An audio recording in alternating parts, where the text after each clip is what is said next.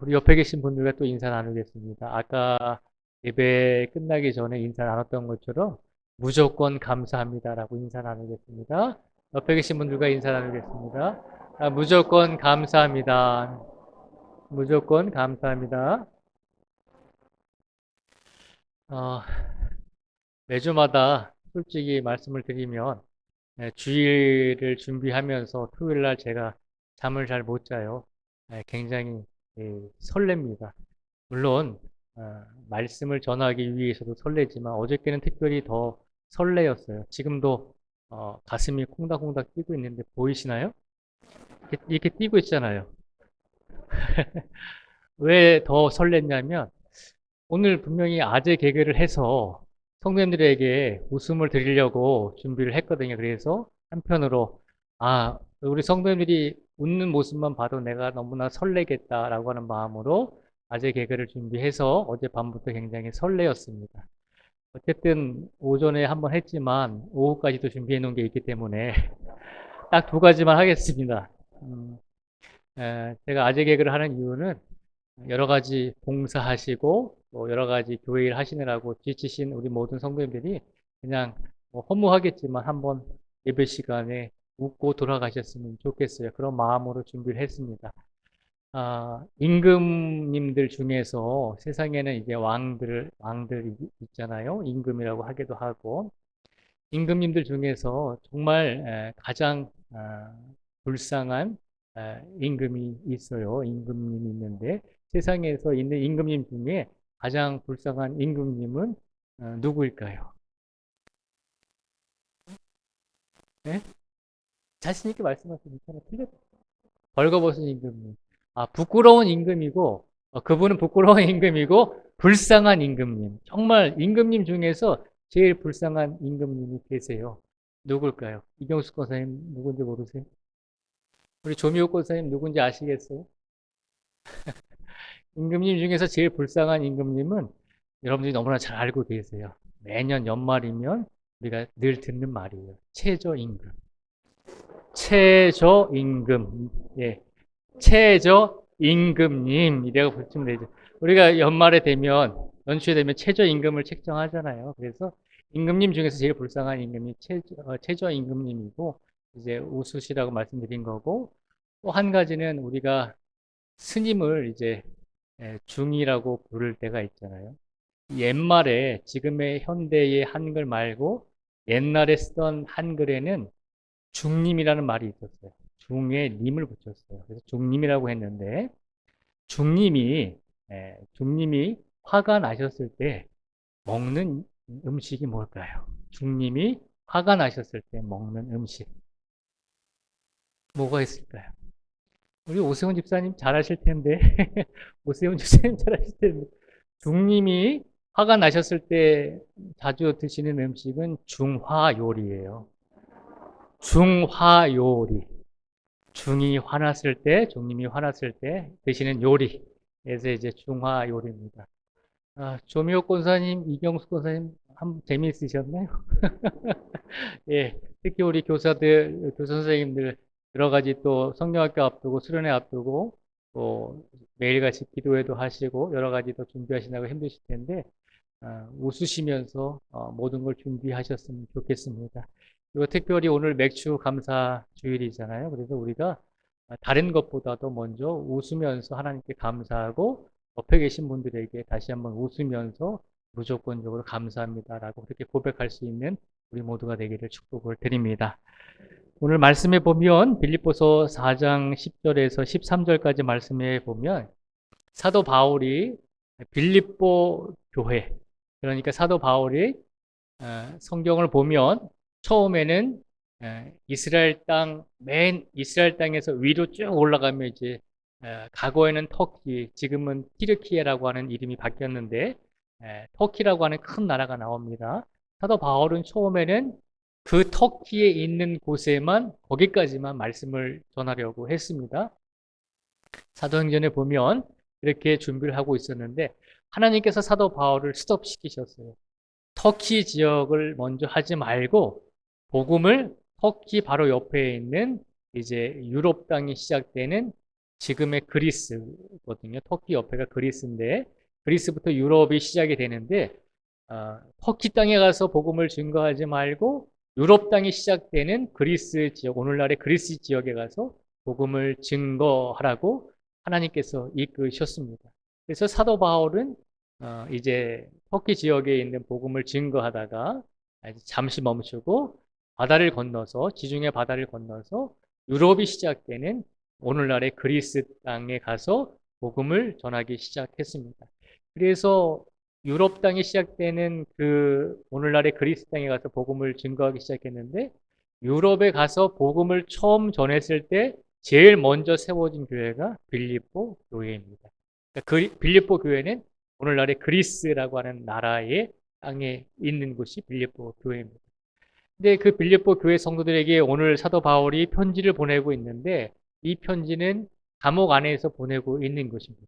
사도 바울이 지금 감옥에 갇혀 있는데 감옥에 갇혀서 복음을 증거하다가 감옥에 갇혀 있는데 이 감옥에 갇힌 상태에서 지금 자신이 유럽 땅에서 처음 세운 빌립보 교회를 향해서 그리고 성도들을 향해서 편지를 보내면서 뭐라고 이야기를 하냐면 10절 말씀을 우리 한번 같이 읽어보겠습니다. 10절을 같이 읽겠습니다. 시작.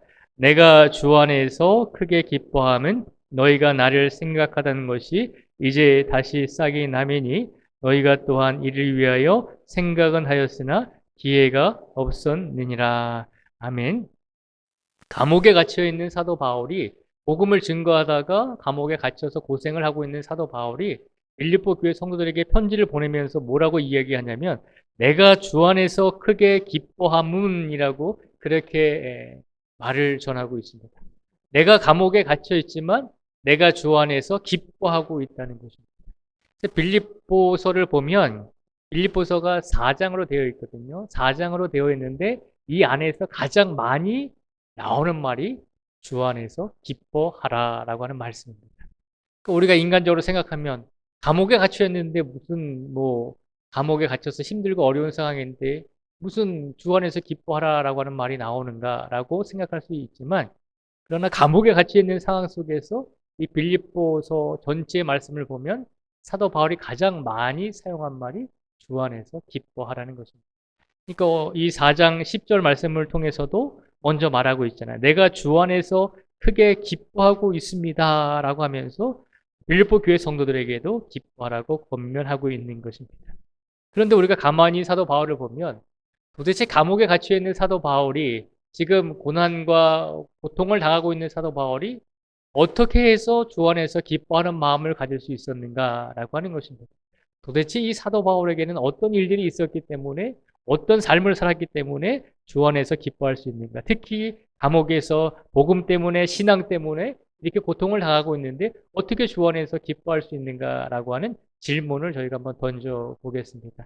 이 질문을 던지는 이유는 오전에 예배도 드릴 때 저희가 함께 나누었지만 오늘은 특별히 상반기를 보내면서 우리에게 은혜를 베풀어 주신 하나님께 감사하는 날이잖아요. 그런 복된 날인데 우리가 하나님께 그러면 어떻게 감사와 기뻐하는 마음으로 영광을 돌릴 수 있는가라고 했을 때 사도 바울의 모습을 통해서 어떻게 하면 우리가 항상 기뻐할 수 있는지 고통과 고난 속에서도 우리가 즐겁지 않은 환경 속에서도 어려운 상황 속에서도 어떻게 하면 기뻐할 수 있는지 그 이유를 한 3가지로 찾아보고자 합니다. 먼저 11절 말씀을 같이 읽어보겠습니다. 11절 말씀을 같이 읽겠습니다. 시작. 내가 궁핍함으로 말하는 것이 아니니라 어떠한 형편에든지 나는 자족하기를 배웠노니. 아멘. 11절 말씀에 보면 사도 바울이 뭐라고 얘기하죠? 어떤 형편에 있든지 나는 자족하기를 배웠노라 라고 말하고 있습니다. 사도 바울이 항상 기뻐할 수 있었던 이유는 첫 번째로 자족하는 마음을 가지고 있었다는 것입니다. 만족하는 마음을 가지고 있었다는 것입니다. 어떤 상황 속에서도 하나님께서 나에게 자족하고 만족할 수 있는 마음을 주셨다는 것입니다. 오늘 이 시간 우리의 마음속에 하나님께 감사와 영광을 돌리지 못하는 부분이 있다면 사도 바울이 고백했던 것처럼 나는 어떤 상황 속에서도 어떤 형편 속에서도 자족하고 만족합니다라고 하는 그 모습을 먼저 배울 수 있는 우리 모두가 되기를 축복을 드립니다. 사도 바울에게는 하나님 안에서 만족하고 자족할 수 있는 마음을 배웠기 때문에, 이 마음을 주셔서 항상 이 자족하고 만족하는 마음이 있었기 때문에 어떤 형편에 있든지 하나님께 감사할 수 있었고 기뻐할 수 있는 사람이 될 수 있었다는 것입니다. 우리 마음속에 오늘 이 시간 자족하고 만족할 수 있는 마음이 가득하게 흘러 넘칠 수 있는 우리 성도들이 되시기를 주님의 이름으로 축복을 드립니다. 두 번째로 사도 바울이 가지고 있었던 마음은 12절의 말씀입니다. 12절에 있는 말씀을 같이 읽어보겠습니다. 시작. 나는 비천에 처할 줄도 알고 풍부에 처할 줄도 알아. 모든 일 곧 배부름과 배고픔과 풍부와 궁핍에도 처할 줄 아는 일체의 비결을 배웠노라. 아멘.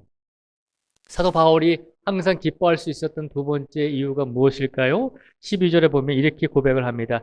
나는 비천에 처할 줄도 알고 풍부에 처할 줄도 알아. 모든 일, 곧 배부름과 배고픔과 풍부와 궁핍에도 처할 줄 아는 일체의 비결을 배웠노라 라고 고백을 합니다. 풍부할 때도 부족할 때도 그리고 내가 비천에 처했을 때도 내가 넉넉할 때도 내가 배고플 때도 내가 배부를 때도 항상 하나님께서 나에게 내가 만족할 수 있고 그리고 내가 어떤 상황 속에서도 이것을 견뎌낼 수 있는 일체의 비결을 배웠다는 것입니다. 12절의 이 말씀을 통해서 우리가 알 수 있는 것은 사도 바울이 이렇게 고백할 수 있고 이렇게 권면할 수 있는 이유는 뭐냐면 어떤 상황을 만나든지 부정적으로 보지 않았다는 것입니다. 어떤 상황 속에 있든지 항상 긍정적으로 보려고 노력했다는 것입니다. 어떤 일들이 분명히 일어납니다. 우리 삶 속에서 항상 일이 일어나죠.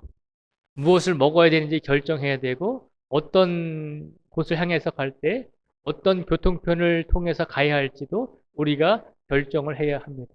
때로는 우리가 생각했던 대로 일이 풀리지 않을 때도 있고 때로는 우리가 생각했던 대로 좋은 일들이 찾아올 때도 있습니다. 그런데 사도 바울은 어떤 일을 만나든지 그것이 좋은 일이든 그것이 부정적인 일이든 그것이 긍정적인 일이든 항상 어떤 일을 바라볼 때 긍정적인 삶을 살기 위해서 최선을 다했다는 것입니다.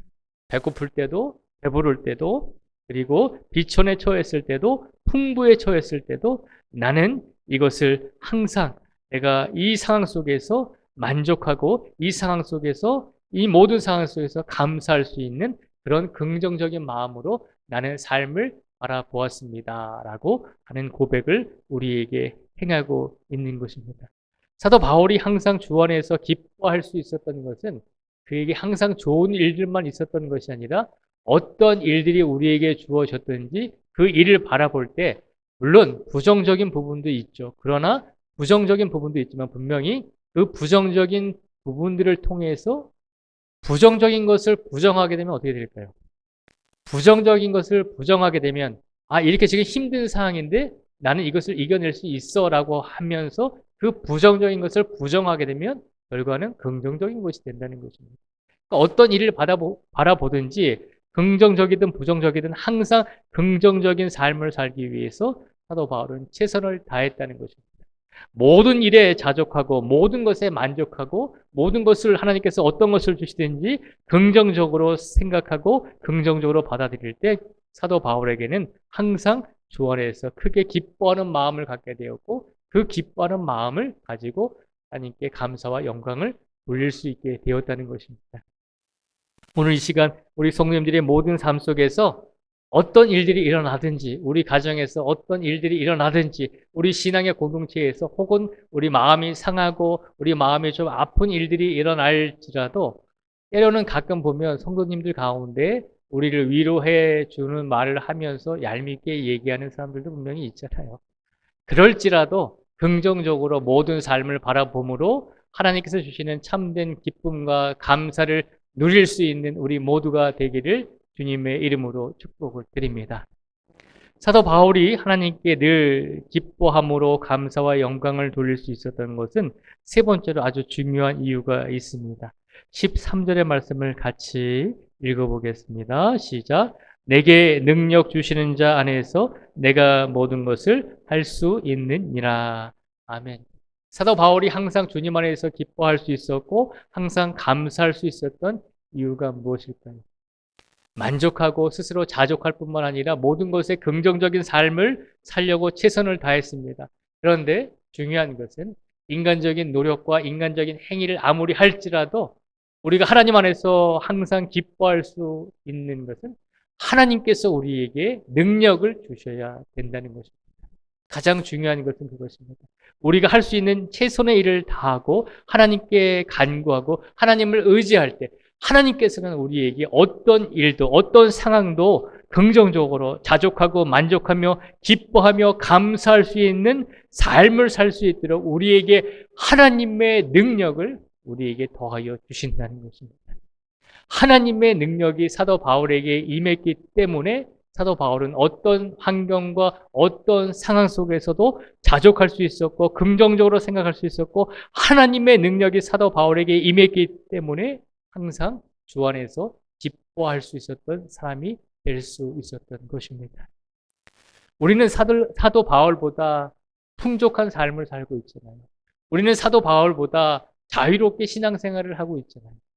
사도 바울은 복음을 전하면서 걸어 다니고 배를 타면서 이동을 했거든요. 얼마나 그 땅덩어리가 넓어요. 그 터키 지역도 굉장히 넓고 유럽 땅도 굉장히 넓잖아요. 그곳을 배를 타고 도보로 걸어서 말씀을 증거했잖아요. 우리는 얼마나 좋은 시대에 살고 있습니까? 복음을 전하고 말씀을 전하기 위해서 마음만 먹으면 그냥 손가락 몇 개만 두들기면 되잖아요. 핸드폰으로 SNS로 좋은 글, 좋은 내용 보내주면 그것이 전도의 시작이 될 수 있잖아요. 얼마나 좋은 시대에 살고 있습니까? 우리가 배를 굶주리진 않잖아요. 아무리 배고프고 아무리 좀 없는 사람들도 그래도 복지가 잘 돼 있어서 나라에서 많은 것들을 또 해주고 많은 복지를 또 누리게도 해주잖아요. 얼마나 좋은 시대에 살고 있습니까? 또 얼마나 나라가 좋은지 우리에게 또 얼마 안 있으면 또 돈도 준다고 하시잖아요. 그렇죠? 예. 우리가 살아가는 시대는 굉장히 보면 사도 바울에 비해서 풍족하고 무엇이든지 하기 쉽고 얼마나 기쁜 환경 속에서 살아가고 있습니다. 그런데 놀라운 것은 우리가 사도 바울처럼 그렇게 항상 기뻐하고 있나요? 그렇지 못하다는 것이죠. 왜 그럴까요? 우리가 사도 바울보다 더 못한 삶을 살기 때문에 그럴까요? 사도 바울보다 못 사는 시대에 살아서 그럴까요? 우리가 사도 바울보다 자유가 억압이 돼서 우리가 하나님께 감사하지 못하는 걸까요? 그렇지 않다는 것입니다. 사도 바울은 항상 하나님께서 주시는 마음으로 자족하고 만족하는 마음을 배웠고 그리고 항상 어떤 일을 만나든지 긍정적인 삶을 바라보려고 노력했습니다. 그리고 가장 중요한 것 하나님께 기도하고 간구함으로 내 능력이 아니라 하나님의 능력에 의해서 내가 감사할 수 있고 내가 기뻐할 수 있기를 원합니다. 라고 하는 간절한 마음으로 하나님께 끊임없이 기도했다는 것이죠. 기도했기 때문에 사도 바울에게 하나님께서 자족하는 마음을 주시고 모든 것을 긍정적으로 바라볼 수 있는 마음을 주시고 하나님의 능력을 주셔서 기도함으로 간절히 울부짖음으로 사도 바울이 모든 상황 속에서도 감옥 속에서도 오히려 빌립보 교회 성도들을 위로하고 권면할 수 있는 그런 능력을 주셔서 오히려 감옥 밖에 있는 사람들을 사도 바울이 위로하고 있잖아요. 누가 정말 행복한 사람입니까? 감옥 밖에서 살아가면서 고민하고 또 시련과 고통 속에서 울부짖는 사람들이 더 나은 사람입니까? 아니면 감옥에 갇혀 있을지라도 하나님께서 나와 함께 해주십니다. 하나님께서 나에게 능력을 주십니다. 라고 하는 기쁜 마음으로 늘 하나님을 찬양하며 감사하는 사도 바울이 더 나은 사람입니다. 당연히 사도 바울이 더 나은 삶을 살고 있는 것이죠. 오늘 특별히 맥주 감사절을 맞이해서 우리에게 이 말씀을 오후에게 주신 이유가 무엇일까라고 생각해 보게 됩니다. 물론 절기마다 우리가 감사해야 하는 절기마다 감사해야 된다라고 이야기는 하지만 막상 우리의 삶 속에서 우리만이 당하는 현실, 나만이 당하고 있는 시간의 고통과 울타리에 계속해서 놓여 있는 성도들도 있을 것입니다. 그것이 단기간에 끝나는 것이 아니라 지속적으로 고통과 고난과 시련이 지속될 때 우리는 계속해서 우리의 믿음이 기쁜 마음으로 살아가려고 하지만 우리의 환경이 지속될수록 결국에는 우리가 환경에 의해서 우리 삶이 지배될 때가 많이 있잖아요.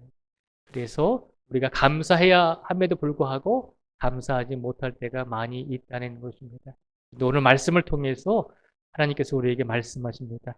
하나님의 능력을 우리에게 주시고 계시니 우리가 그 능력을 의지해서 자족하고 만족하고 그리고 나아가 우리에게 주시는 어떤 삶 속에서도 하나님께 영광을 돌리고 긍정적인 생각과 긍정적인 마음으로 하루하루를 살아갈 때 우리가 하나님께 감사와 영광을 돌릴 수 있는 성도들이 될 수 있다고 우리에게 오늘 이 말씀을 선포하여 주신 줄 믿습니다.